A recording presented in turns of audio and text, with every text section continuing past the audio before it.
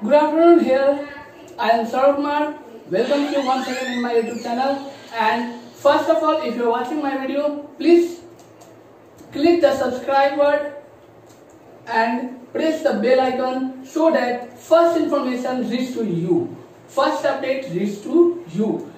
As we earlier informed you that till lockdown we are going to start online classes and provide the students all the study materials, relevant study materials on YouTube.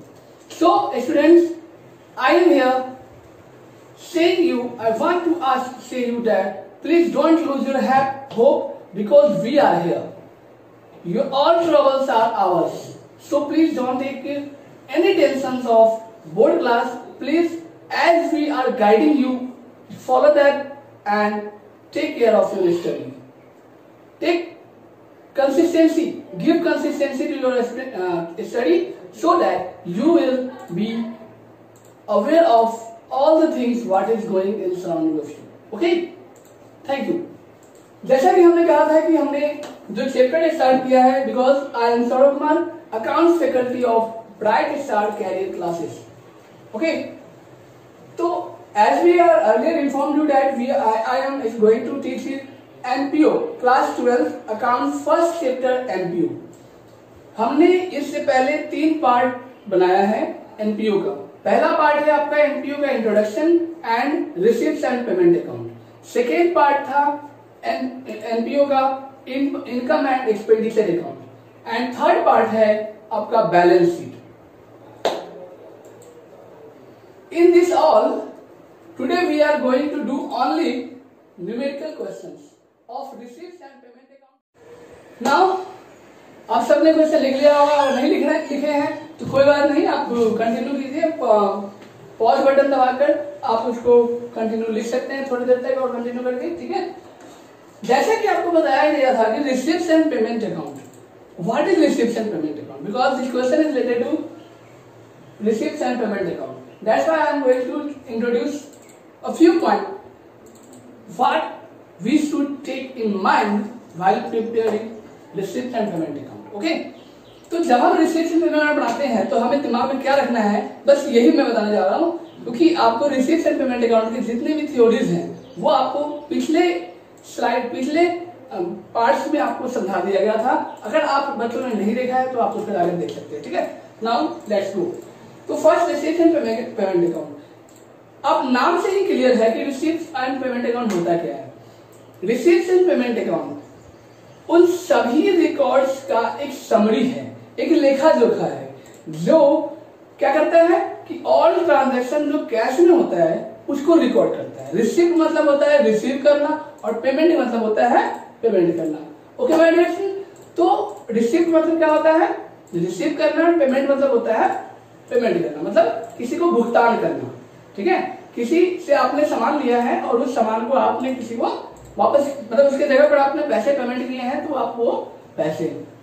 ठीक है, या फिर आपने किसी से पैसे लिए हैं और सामान मतलब सर्विस प्रोवाइड किया है. तो इस तरीके का ट्रांजेक्शंस है रिसीप्ट्स एंड पेमेंट अकाउंट में.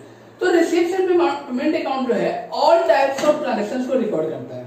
All types of transaction related to cash, not a credit. Okay, cash transaction जितने भी होंगे, चाहे वो प्रीवियस ईयर का हो, करंट ईयर का हो और फ्यूचर ईयर का हो, वो सारे ट्रांजैक्शंस को रिकॉर्ड करेगा. ओके, और एक चीज और इसमें ध्यान रखना है कि यह जो है कैपिटल अकाउंट्स मतलब capital receipts and capital expenditure को ही रिकॉर्ड करेगा और revenue receipts and revenue expenditure को ही रिकॉर्ड करेगा. ठीक है, आपको बता दूं एक लाइन में कि कैपिटल एक्सपेंडिचर क्या होता है, मतलब कैपिटल एक्सपेंडिचर इनकम क्या होता है और रेवेन्यू एक्सपेंडिचर इनकम क्या होता है. कैपिटल एक्सपेंडिचर होता है वो एक्सपेंडिचर या वो इनकम जिसका प्रॉफिट एक फंड जो है अपने लंबे टाइम तक यूटिलाइज कर सकता है. ठीक है, रेवेन्यू रिसीप्ट्स और एक्सपेंडिचर वह ट्रांजेक्शन है जो शॉर्ट टाइम इफेक्ट करता है किसी भी बिजनेस को रन में. ओके, जैसे कि आप कोई सामान है, परचेज सेल का काम है आपका. ठीक है, तो आप सामान बेच रहे हैं, सामान बेचने पर आपको पैसे रिसीव हो रहे हैं तो वो आपका शॉर्ट टर्म है.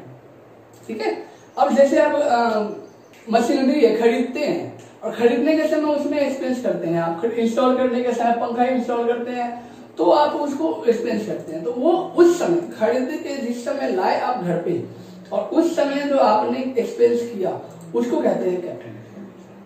बाद में करेंगे तो वो नॉर्मल रिपेयर एंड एक्सपेंस में आएगा, जो कि आपका नॉर्मल एक्सपेंस में आएगा, वो कैपिटल एक्सपेंडिचर में नहीं आएगा वो।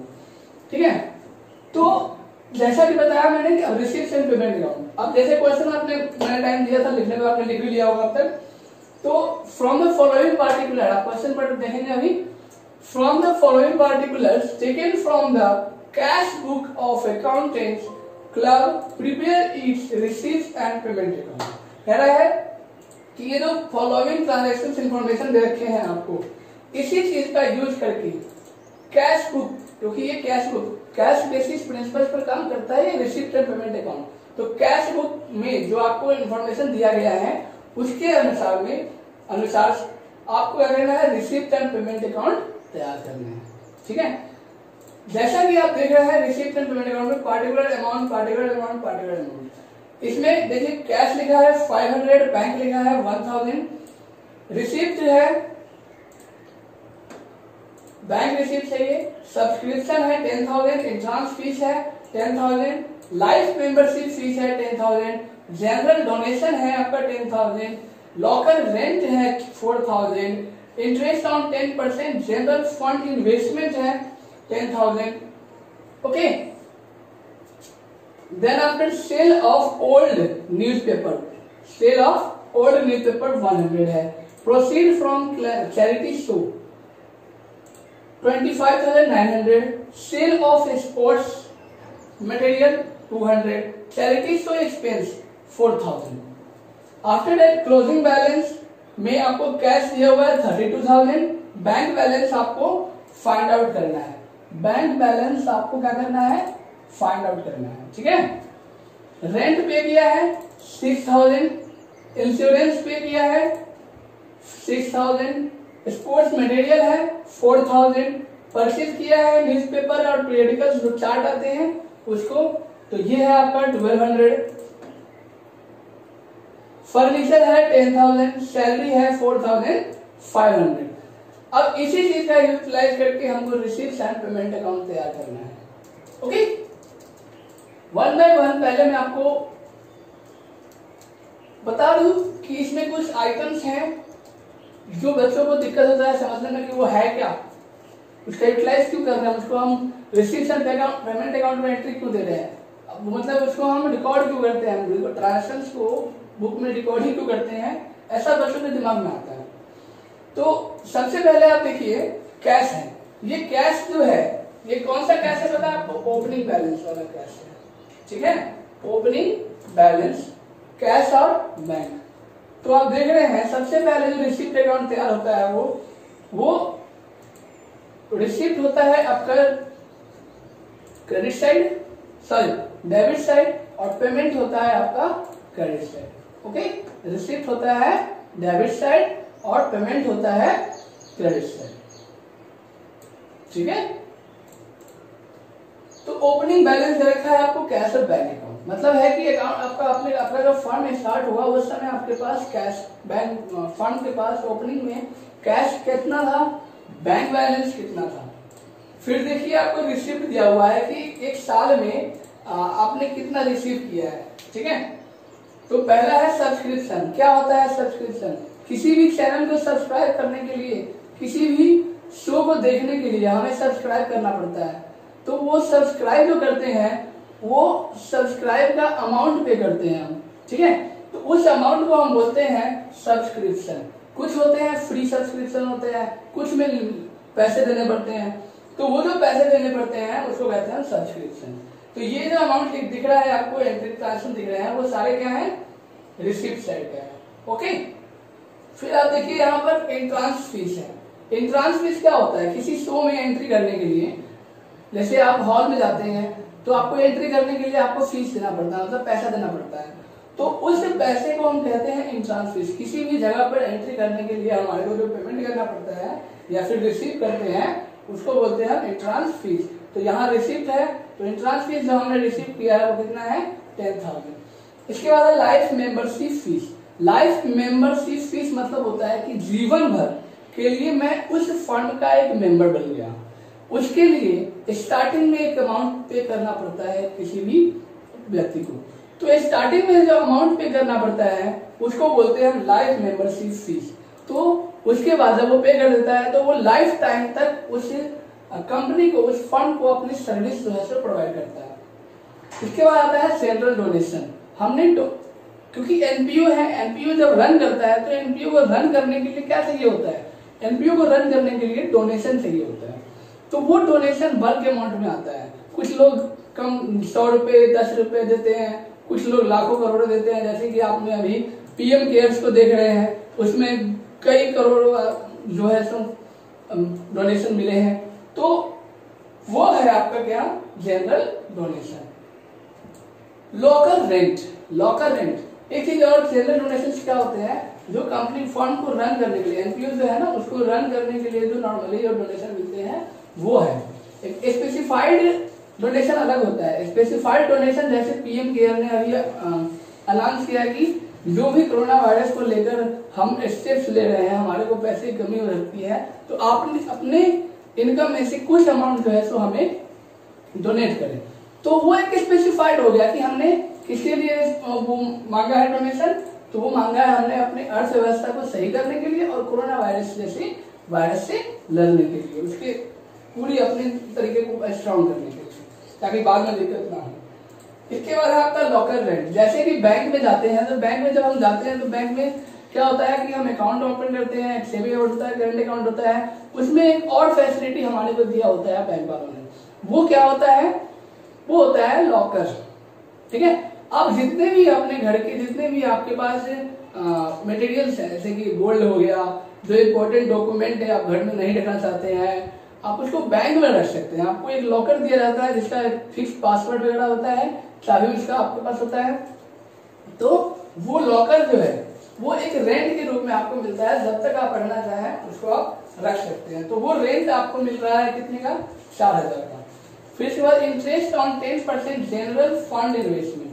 कोई जनरल फंड होता है उसमें इन्वेस्टमेंट करते हैं, तो उसका जो 10% इन्वेस्टमेंट है, ठीक है, इंटरेस्ट है उसका, वो है आपका 10,000। ये जितना ही बोल रहा हूँ वो रिसिप्ट है। ठीक है, इसके बाद है आपका सेल ऑफ ओल्ड न्यूज़पेपर, मतलब पुराने न्यूज़पेपर को बेचने पर जो अमाउंट हमारे को मिल रहा है उसको बोलते हैं सेल ऑफ ओल्ड न्यूज़पेपर। तो ये कहाँ आता है आपका, रिसिप्ट में ही है, रिसिप्ट कॉलम है, यहाँ पर देते हैं रिसिप्ट है, इसके अंडर में ट्रांसफर है। ठीक है, इसके बाद है प्रोसीड फ्रॉम चैरिटी शो। तो जो भी चैरिटी शो हम करते हैं उसमें जो इनकम हो रहा है, रिसिप्ट हो रहा है, वो है आपका 25,900। फिर आता है सेल ऑफ स्पोर्ट्स मटेरियल, मतलब स्पोर्ट्स मटेरियल्स जो है उसको हम बेचते हैं, तो जो इनकम हमारे को रिसीव हो रहा है उसको भी हम कहाँ लिखेंगे, रिसीव साइड में। ठीक है,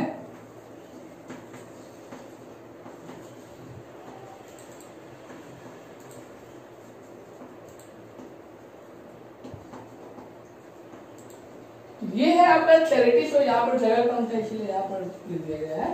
तो पेमेंट साइड ही है ये चैरिटी शो, इसमें पेमेंट ये है चैरिटी शो एक्सपेंस।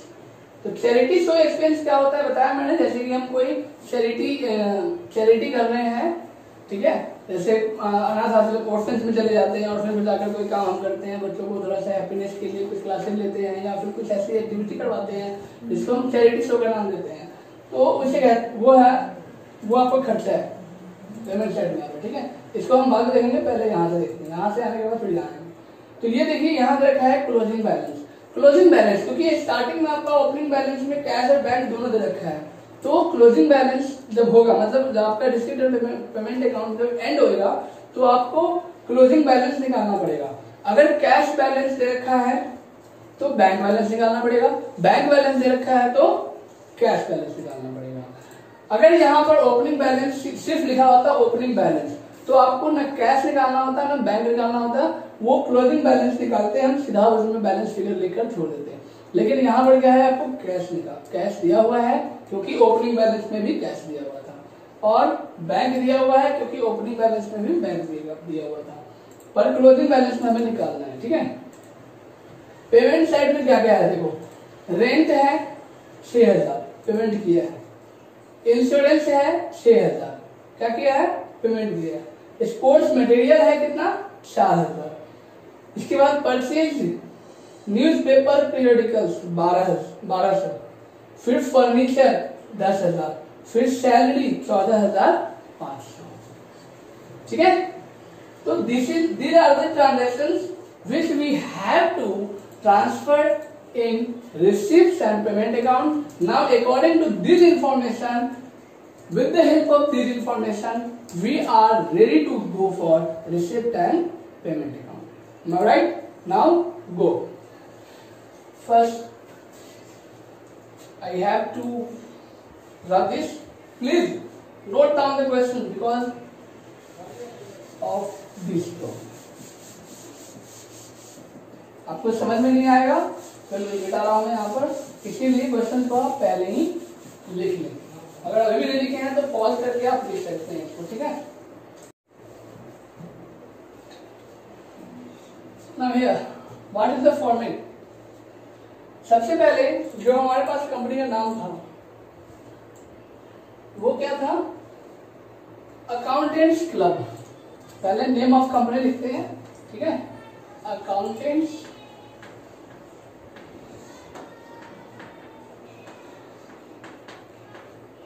क्लब।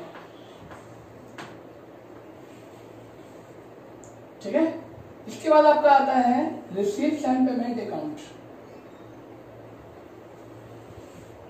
क्या लिखेंगे,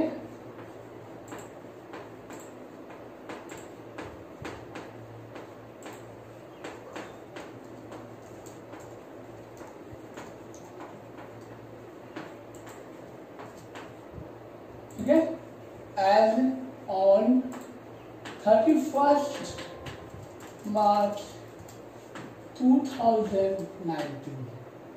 okay, now we prepare the box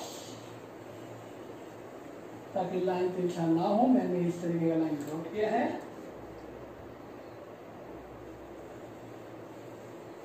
but ये लाइन आप ड्रॉ करेंगे सीधा।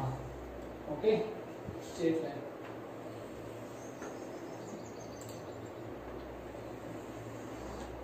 आपको पता होना चाहिए कि जो हम अकाउंट्स प्रिपेयर करते हैं वो डुअल बेसिस प्रिंसिपल पे करते हैं, मतलब all the transactions have two sides effect.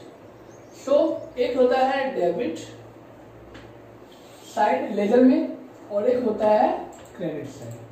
आपको पता है कि डेबिट साइड क्या होता है, जो रिसीप्ट्स होते हैं उसको लिखते हैं हम डेबिट साइड, ठीक है, एंड जो पेमेंट होते हैं उसको लिखते हैं क्रेडिट साइड।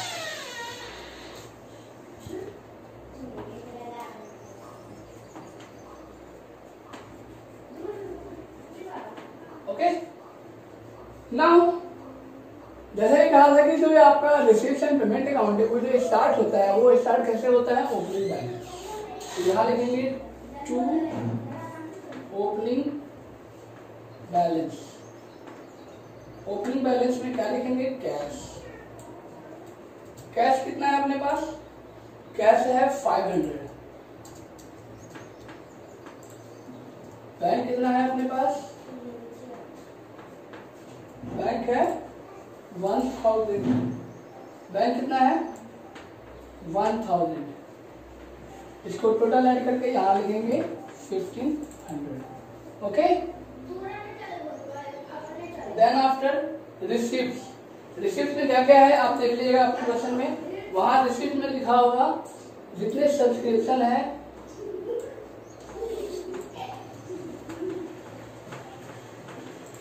सब्सक्रिप्शन कितना है 10,000।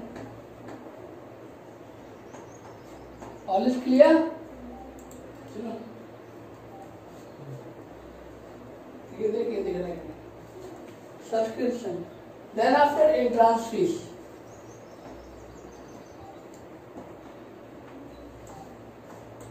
बताया था मैंने एंट्रेंस फीस क्या होता है, एंट्री फीस। ठीक है, तो एंट्रेंस फीस कितना हो जाएगा आपका 10,000। फिर इसके बाद आपका लाइफ मेंबरशिप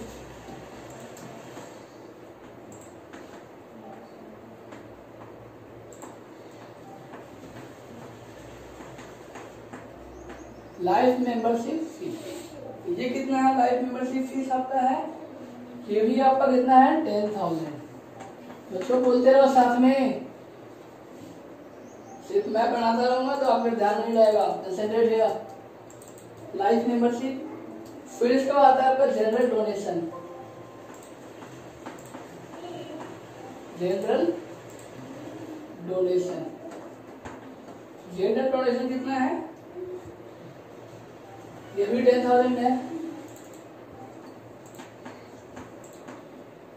ओके, इसके बाद आता है आपका लॉकर रेंट। ये सब हमने रिसीव किया है, इसीलिए रिसीव साइड लिख रहे हैं locker rent.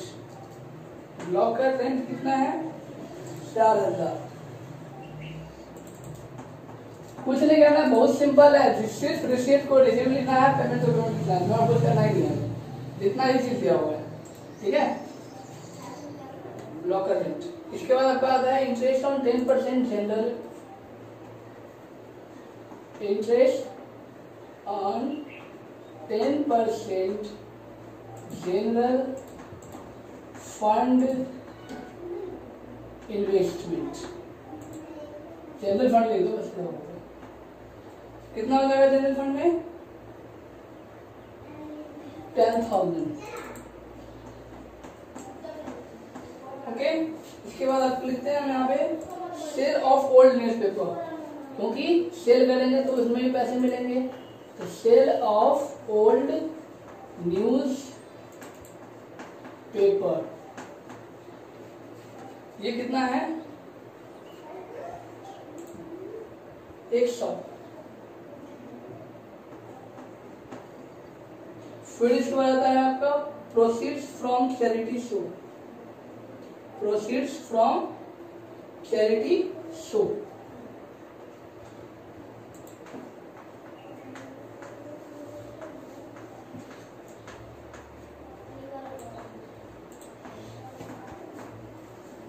Proceeds from charity कितना है 25,900।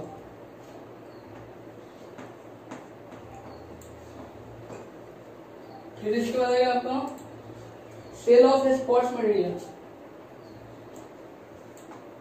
सेल ऑफ स्पोर्ट्स मटेरियल, इसको बेचने से जो पैसे मिल रहे हैं हमें वो कितना है 200।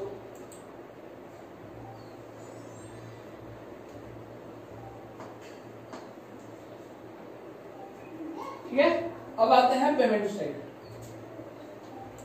तो पेमेंट साइड यहाँ पर जितना भी होता है वो 2 से स्टार्ट होता है, पेमेंट साइड जो स्टार्ट होता है वो 22 से होता है।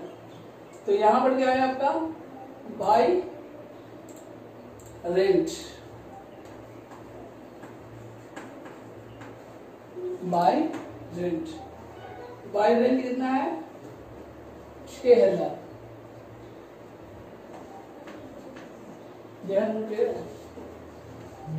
इसके बाद देखना इंश्योरेंस प्रीमियम,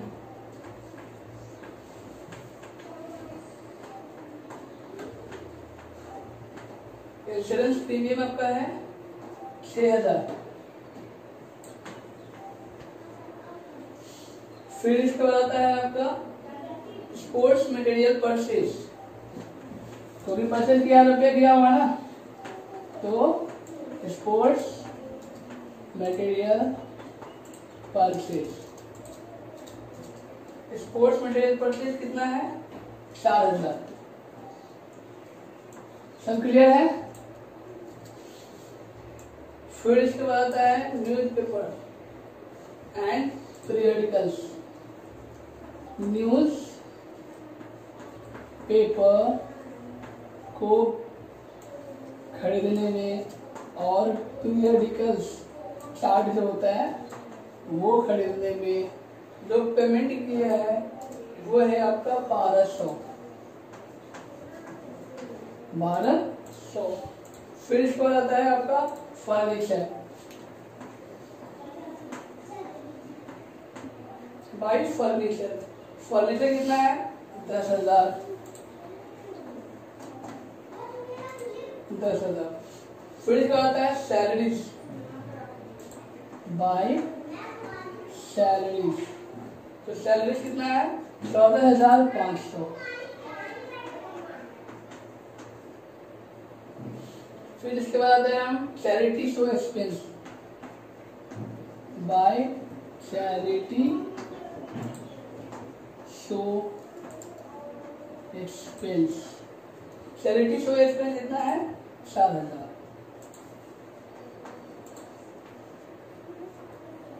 ठीक है, अब इसे हम करेंगे टोटल।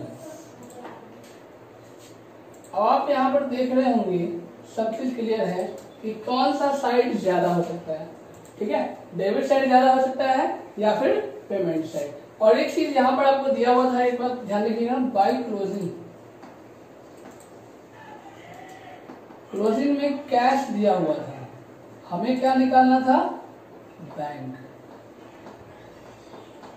तो कैश कितना दिया हुआ है देखेंगे, कैश दिया है 32,000। कैश कितना दिया है 32,000।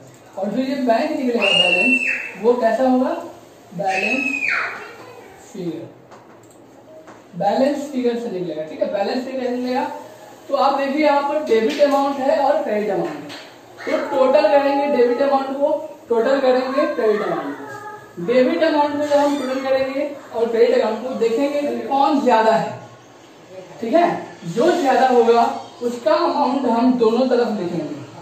ठीक है, और जिस तरफ ज्यादा होगा अल्टरनेट वाले में, अपोजिट अकाउंट वाले में, उसमें उसको माइनस करके एंट्री करेंगे। ठीक है, तो यहाँ पर देखिए इस साइड आपको कटेगा कितना होगा 10, 10,000, 20,000, 30, 40, 40, 50, 50 और 25, 75, 75 और 10 85, 85, 85, 86, 86 एंड 4, 86 एंड 4 हो गया 90, 90, 90,500, 90,600, 90,600, 90,600, तो 91,500 and 91,700, 91,700। ठीक से देखते हैं, फिर दोबारा चेक करते हैं, क्योंकि आपको पता है कि अकाउंट्स में एक जीरो का भी मायने होता है, वैल्यू होता है। तो हम जब अकाउंट से ऐड करेंगे तो उसको दोबारा से भी ऐड करके देख लेंगे। ठीक है, 10, 20, 30, 40, 50, 50 और 25, 75, 75 हो गया, 75 और 1, 76, 76,500, 76,500, 76,400, ये हो जाएगा 80,500, 80,500, 80,600, 80,600, 81,580 बनाएगा आपको। सॉरी माय डियर फ्रेंड, 81,000 आएगा, 81,700। ओके, यहाँ पर हम देखेंगे 6, 6, 12, 4, 16, 16, 1, 17, 17 और 10, 27, 27 और 14, 31, 31 और 4, 35, सॉरी हाँ 35, 35 और 32 कितना आएगा बोला 35 और 32 कितना आएगा 72, 76। कहाँ से आया 35 और 32 होगा आपका 67। ओके, यही सब दिक्कत होता है, आप लोग ध्यान से देखिएगा। 67,000 तो 67,000 है और 67,700, 67,700 को माइनस करेंगे 81,700 से। और दोबारा चेक कर लेते हैं, 6 से 12, 4, 16, 16, 1, 17, 17 और 10, 27, 6 से 12, 4, 16, 16 और 1, 17, 17 और 10, 27, 27 और 14, 27 और 14 हो जाएगा आपका 31, हाँ नहीं 27 और 14 हो जाएगा 41, 41 और 4, 45, 45 और 32, देखिए गलत हो गया ना, 45 और 32 हो जाएगा 77,700।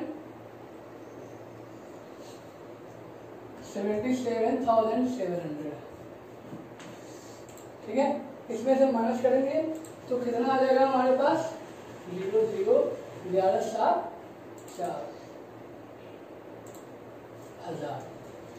ठीक है, तो कितना आ गया बैलेंस में हमारे पास 4,000। Okay, this is closing balance of bank account. Okay, this was receipt and payment account. अब मुझे लगता है किसी को कोई प्रॉब्लम नहीं होना चाहिए। कुछ नहीं है, बहुत ही आसान है ये टॉपिक। ये जो अकाउंट हम तैयार करते हैं, क्या करते हैं, सिर्फ रिसिप्ट की एंट्री रिसिप्ट अकाउंट में और जो पेमेंट की एंट्री होगी उसको पेमेंट अकाउंट डालेंगे, और कुछ करना ही नहीं, इसमें ज्यादा दिमाग नहीं लगाना है। ठीक है, तो बच्चों जैसा कि आपने देखा कि रिसिप्ट एंड पेमेंट अकाउंट कैसे प्रिपेयर करते हैं। ठीक है, तो आप सभी बच्चों को समझ आ गया होगा जो यहाँ बैठे हुए हैं। हाँ, तो आगे अगले पार्ट जो हम इनकम एंड एक्सपेंडिचर करने वाले हैं उसको आपको समझना है, तो आप नेक्स्ट जो हमारे जो वीडियो है उस पर क्लिक करके आप देख सकते हैं। ठीक है, तो इनकम एंड एक्सपेंडिचर, इसमें सिर्फ मैंने बताया था रिसीव्ड एंड पेमेंट अकाउंट। अब आप बताएंगे हम इनकम एंड एक्सपेंडिचर अकाउंट। ठीक है, उसमें कैसे हम ट्रांसफर करते हैं जो भी ट्रांजेक्शन रिकॉर्ड होते हैं। एक बार बता दूं मैं इसमें हिंट देकर कि इनकम एंड एक्सपेंडिचर अकाउंट जो बनता है वो कब बनता है, जब रिसीव्ड एंड पेमेंट अकाउंट बन जाता है।